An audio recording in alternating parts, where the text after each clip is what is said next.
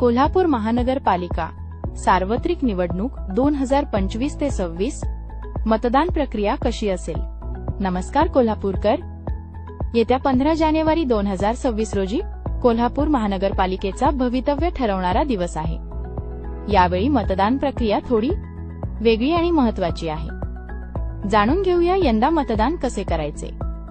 यावेळेस निवडणूक बहुसदस्यीय प्रभाग पद्धतीने होत आहे. प्रभाग 1 ते 19 मधील मतदारांना एकूण 4 मते द्यायची आहेत, तर प्रभाग 20 मधील मतदारांना 5 मते द्यायची आहेत. प्रत्येक जागेसाठी मतपत्रिकांचा रंग वेगवेगळा असेल.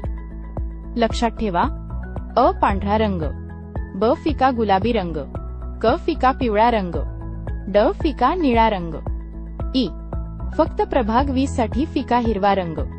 जेव्हा तुम्ही पहिल्या, दुसऱ्या आणि तिसऱ्या जागेसाठी बटन दाबाल तेव्हा त्या उमेदवारासमोरील लाल दिवा लागेल, पण बीप असा आवाज येणार नाही. जेव्हा तुम्ही शेवटच्या चौथ्या किंवा 5व्या जागेसाठी बटन दाबाल तेव्हाच बीप असा आवाज येईल. जोपर्यंत बीप असा आवाज येत नाही तोपर्यंत तुमची मतदान प्रक्रिया पूर्ण झाली नाही असे समजावे.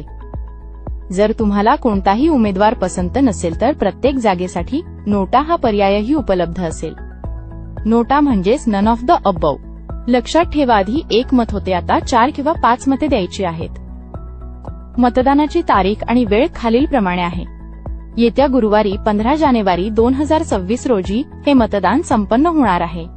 मतदानाची वेळ सकाळी 7:30 वाजल्यापासून ते सायंकाळी 5:30 वाजेपर्यंत असेल. मतदार राजा जागा हो, लोकशाहीचा धागा हो.